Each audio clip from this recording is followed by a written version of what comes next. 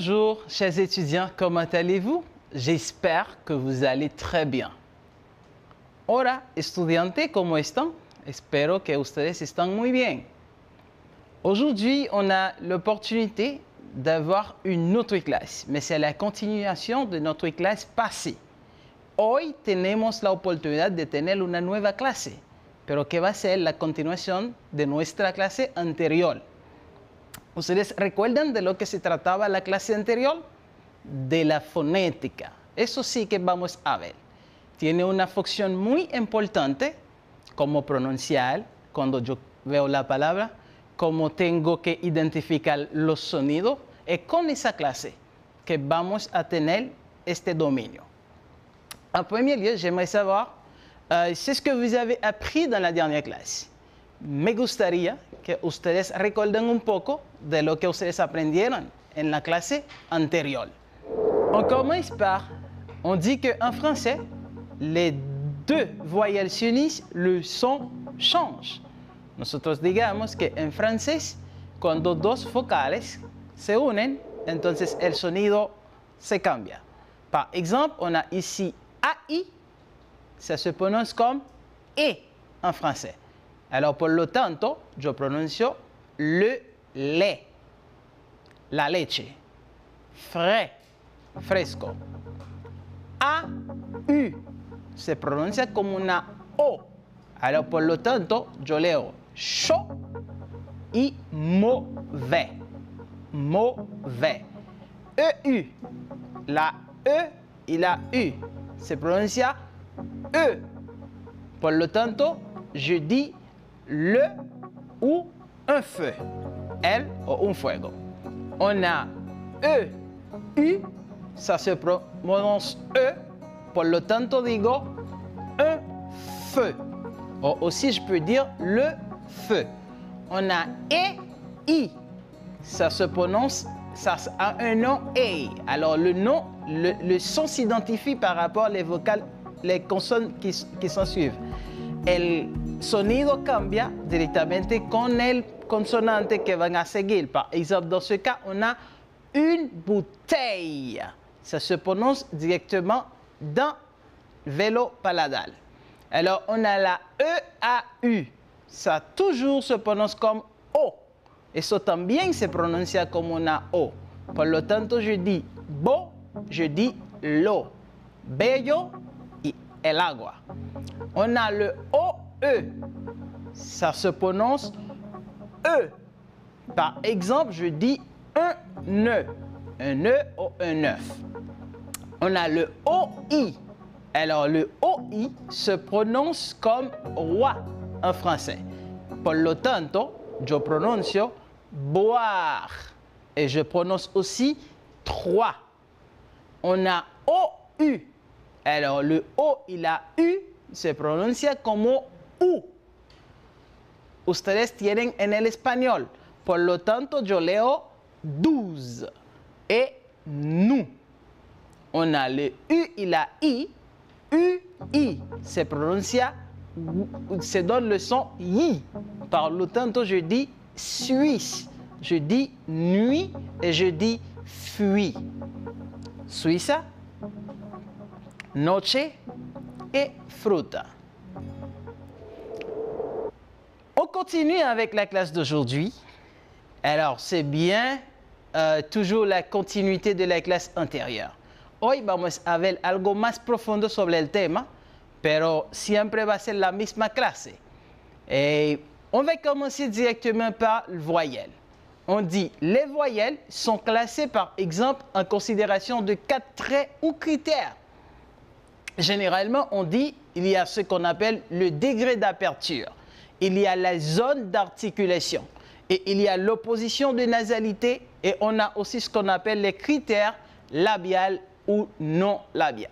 Alors, on va voir en quoi il concerne cela, le degré d'aperture.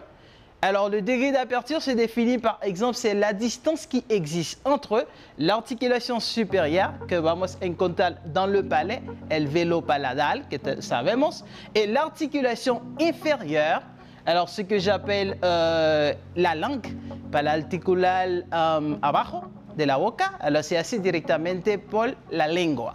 Alors je dis, on parle aussi de la hauteur, hablamos también de la altura, alors des voyelles et la hauteur de la langue de la bouche. Cuando la lengua ça sube, entonces ça fait la hauteur et ça sort le son des voyelles. Alors on a deux types de voyelles, tenemos dos tipos de vocales. On a les voyelles qui sont fermées, vocales qui sont cerrados, et on a aussi des voyelles ouvertes, qui sont vocales abiertas. Alors, les voyelles fermées sont des voyelles qui donnent des passages étroits. Cuando lo vamos a pronunciar, sale con la boca un poco más estrecha, cerrada. Y quand on parle de voyelles ouvertes, aquí sale más aire y es más espacioso. Juste maintenant, on trouve dans la partie pratique. Ya tocamos la parte práctica de la clase. Dans la partie pratique, on voit les voyelles nasales. Les voyelles nasales, par exemple, on a deux choses qu'on va faire. Hay dos cosas que vamos a hacer. La première chose, on va répéter. Et la deuxième chose, on va capter la prononciation. Vamos a repetir y también vamos a captar la prononciación. On a dans le premier l'in. Ça se prononce cette voyelle nasale. Je le fais avec la bouche, mais l'air aussi passe par le nez. Lo hago con la boca, pero también el sonido sale en la nariz. Je dis l'in. D'accord? Lino. Lent. Lento. Long. Largo. Le. El uno. Ustedes pueden repetir conmigo de nuevo. Le. La. Lo. Le. Excellent. Super. On a ici la partie d'où on va identifier le son des voyelles. Aquí tenemos la parte donde vamos a identificar los sonidos de los vocablos. On a le numéro 1, hôtel. On a identifié deux sons. En la palabra hôtel identificamos dos sonidos, le son O y le son E. Por lo tanto, pronuncio hôtel. ¿Qué significa en español hôtel? Numéro 2, on a deux sons pour les voyelles, le son E et le son O. Por lo tanto, leo saison. ¿Qué significa en español estaciones? Numéro 3, on a deux sons, qui est le son A et le son 1. Por lo tanto, yo lo leo patin, que significa patineta. Numéro 4, on a deux sons, le son E et le son E. Por lo tanto, yo leo revêt, que significa soñar. Numéro 5, on a le son U. Por lo tanto, pronuncio douche, que significa ducha. Numéro 6, on a deux sons, le son A et le son I. Por lo tanto, yo pronuncio pâlir, empalidecer. Numéro 7, on identifie deux sons. Tenemos dos sonidos, E. Por lo tanto, je prononce peureux, temeroso. Numéro 8, on identifie deux sons. On a le son I.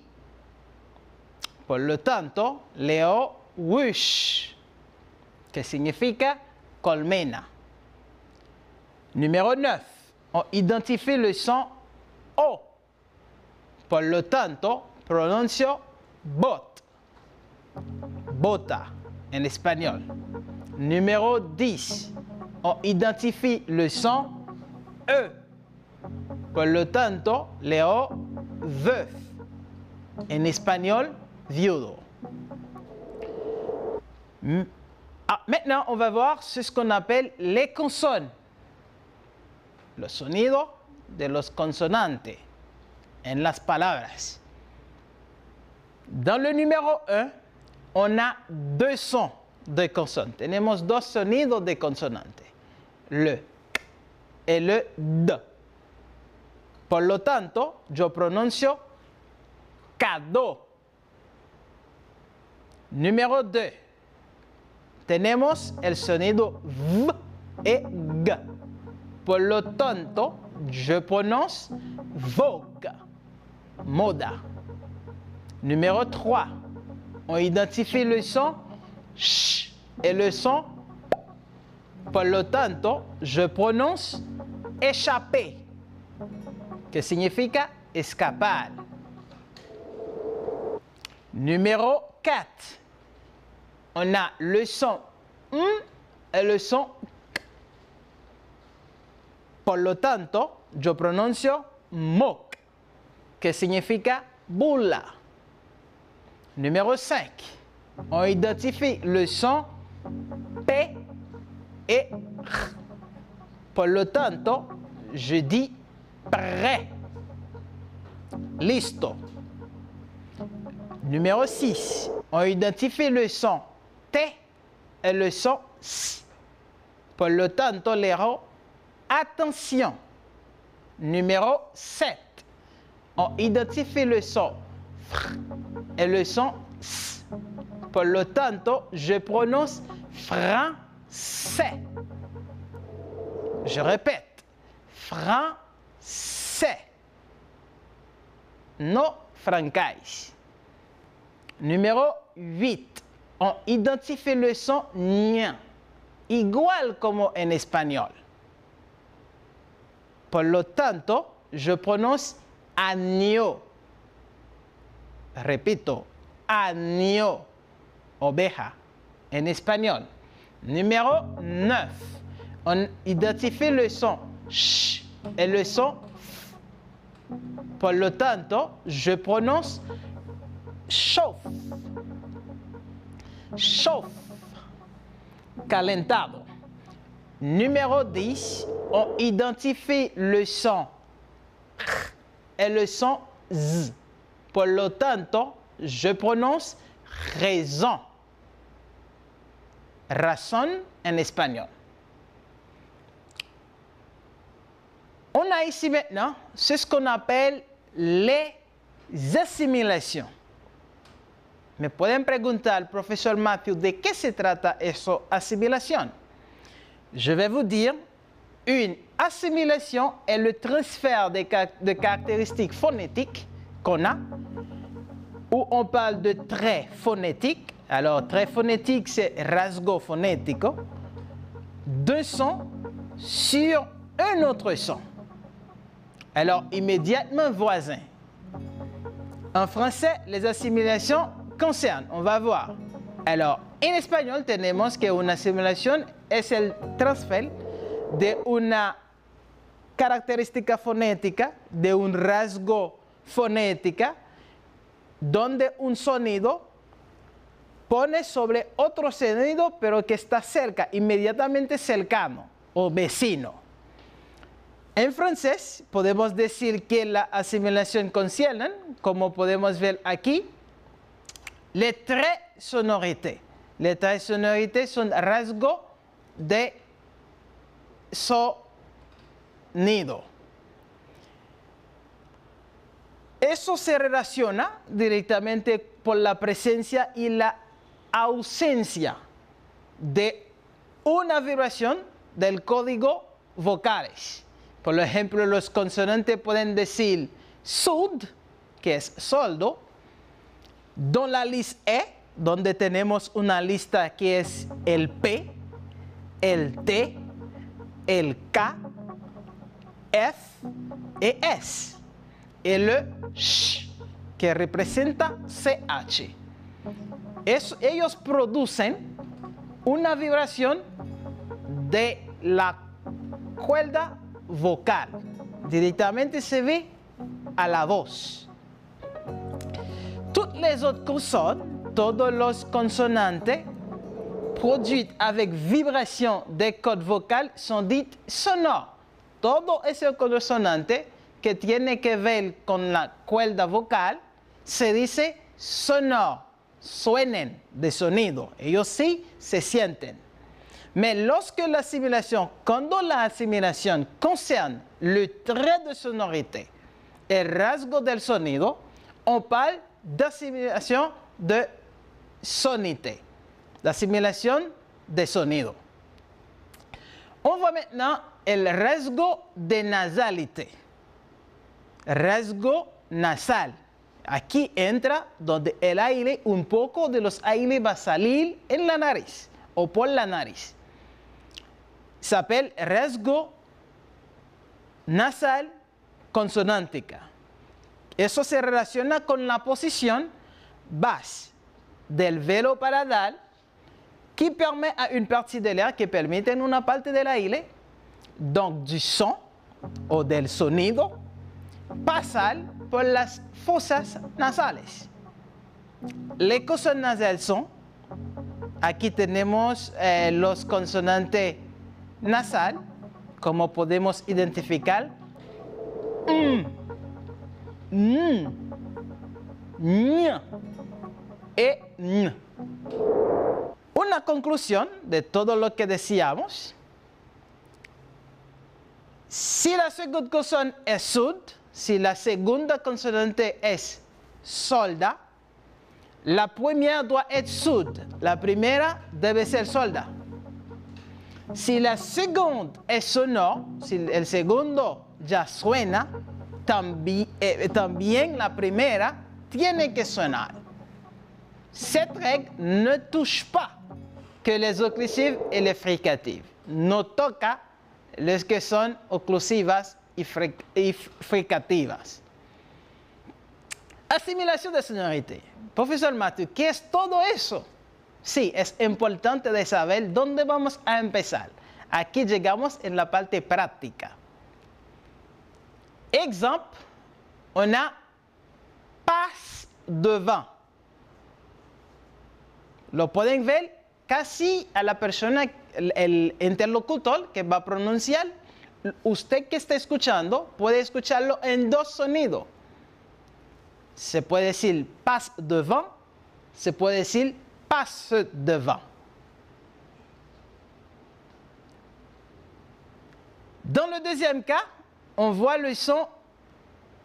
Oh, le mot c'est je crois, yo creo. Dans le premier cas, vous pouvez écouter comme on dit je crois. La persona cuando habla, quizás dicen que hablan rápido, pero eso fue una asimilación. En vez de decir je, se dice je crois. Entonces se puede decir je crois o puede salir como je crois. Ah oui, je crois. ¿Qué significa? Yo creo. On a maintenant, pour le troisième, médecin. Puede ver médecin con una E. Pueden escuchar médecin o on peut voir médecin. Cuando la persona lo dice, sale como si fuera una T, médecin, médecin. Como si fuera yo estoy pronunciando una T. En vez de decir médecin, je dis médecin. Y con el sonido de T sale más original la D. Con la D misma. Si yo fuera a pronunciar la D, me sale un poco diferente. Pero cuando lo tomo como si fuera una T, médecin, sale más clara y más original. On a le mot absent. Le son peut être absent, mais realmente el sonido no sale como una B larga. Se fuera como una P. Absent. Ahí sí sale original. Alors, absent, c'est ausente. On a par exemple tête de mort. La personne peut dire, el interlocutor puede decir tête mort. Tête de mort. Tête de mort. Alors, la T se puede salir con la T, la DE, mais realmente es D. Eso dice en español calavera. On a un autre exemple qui est la noisetier. La prononciation viene celle noisetier. La E no sale. Por lo tanto, la S viene celle como una Z. Pero tu peux voir la personne dit noisetier. Entonces sale como si fuera tan rápida una S. Cela veut dire color avellana. On a le son anecdote. La C y la D. Sale como E y K. Entonces ça se donne anecdote. Mais ce aussi peut sortir comme una G. Anecdote. On a le suivant qui est coup de couteau, mais avec l'assimilation c'est sonne comme coup de couteau, ben le son sort comme un T. Mais c'est le DE qui se prononce, d'accord? Pour le temps, je dis coup de couteau. Et observez, on a observé, le son sonne comme B, mais ça a tendance un P. Observer. Que significa observar.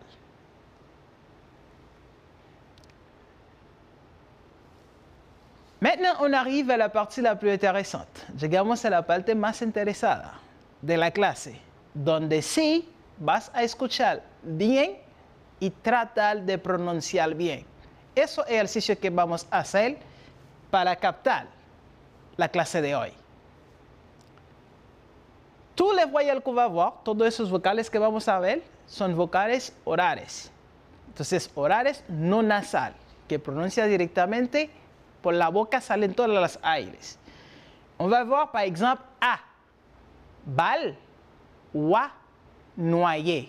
Puede repetir, bal, wa, noyer. Aunque es una O, pero la Y lo hace que suene como una A, noyer. E, été, je, plongé. Esa E es una E normal. Una E puede ser E, été, je, plongé.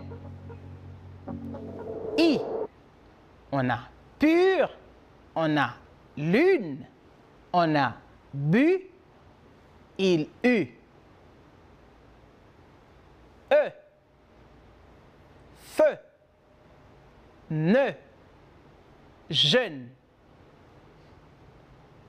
Et, lait, plongée, pêche. I, mille, cygne, il. O, o más fuerte, o, rodé, so, po. La O más débil, bol, pol, pom. U, mais ça se prononce comme OU.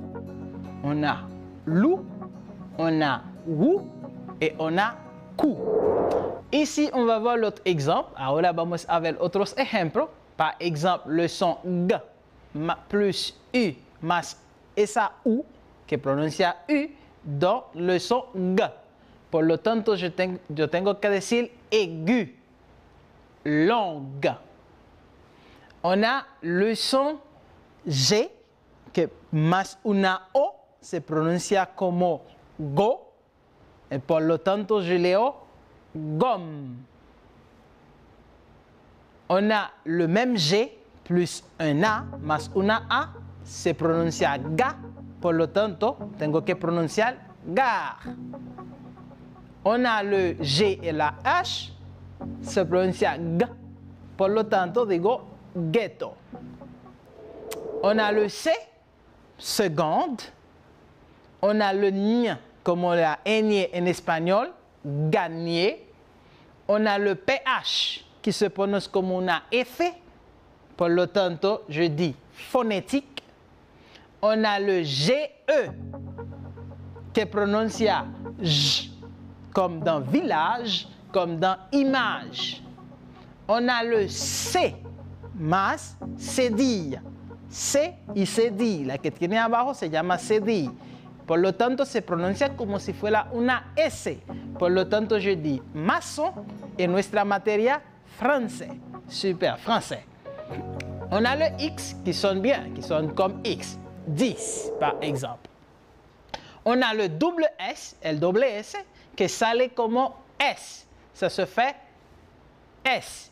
Alors, ça prononce comme S en espagnol. Por lo tanto, je dis dessin. On a le N dans oignon, dans cignoy et dans lonier. Ouais, llegamos en la parte final de nuestra clase de hoy. Pero antes de ir, hay algo muy importante que ustedes quieren tomar en cuenta. Avant d'aller, il faut voir, comme je dis, c'est très important, hay que ver, como decía, es muy importante. Aquí tenemos la B y el V. En español sí es común, pero en francés hay que saber hacer la diferencia, porque no son igual y una palabra con otra puede cambiar el sentido total de lo que ustedes quieren decir. Le B, como pueden ver, tiene dos bolitas, entonces yo digo dos labios. Je fais B, solamente para recordar. B. Se hace B, que está en verde. Ahora, para decir la otra V, esos dos puntos que da para arriba, yo digo dos dientes. Y la de abajo lo pongo como un labio. Je fais V. Et ça, c'est la prononciation. B et V. Maintenant, pour prononcer, je dis bain, que significa baño, bain, et vin, que significa vino. D'accord? Par exemple, si tu arrives dans un lieu, tu dis, tu quieres, je veux vin, je veux du vin, para que no confundir, un vin, c'est vino. Entonces, bain es baño. On a le son Z et le son N. D'accord? Par exemple, ça se prononce G et l'autre c'est N, comme la N en espagnol. On a gon, on a nion. D'accord? On a le N et les Y. D'accord? Ça peut pas être qu'on fait. Par exemple, je dis ici beignet et dans l'autre, je dis bye. On a le OU et le U en français. En espagnol puede salir igual, pero la U, para pronunciarlo hay que pronunciarlo una I. Entonces, y cerrar la boca. Je dis U. D'accord? Et l'autre, que está en verde, se pronuncia U, como si fuera la U en espagnol. Por lo tanto, je dis pou, et l'autre, je dis pu. On a S et le double S. Le double S, la doble S, se pronuncia como si fuera una S en espagnol. Por lo tanto, je dis poisson. Poisson, pescado. Pero la S en dos vocales se pronuncia como una Z. Aquí yo tengo poison, que significa veneno. ¿D'accord? Una mala pronunciación puede costar la vida. Por lo tanto, poisson et poison, que es totalmente diferente. C'est la fin de notre classe. Je dis merci à vous pour votre assistance et pour votre disposición. Y gracias por tu participación y tu disposición en esa clase. Recuerden, es un proceso, es un camino de éxito, el camino de la educación. Cuando ustedes eligen a aprender, el futuro está guardando sorpresa y buen regalo. Siempre hay que disponer, siempre hay que motivar por su aprendizaje. Avant d'aller, il y a quelque chose de très important, je vais vous dire. Antes de ir, algo muy importante siempre quiero decir a ustedes. Il faut toujours porter le masque, il faut toujours laver les mains et ensuite il faut garder la distance sociale. Alors, c'est comme ça, je termine, je vous dis au revoir.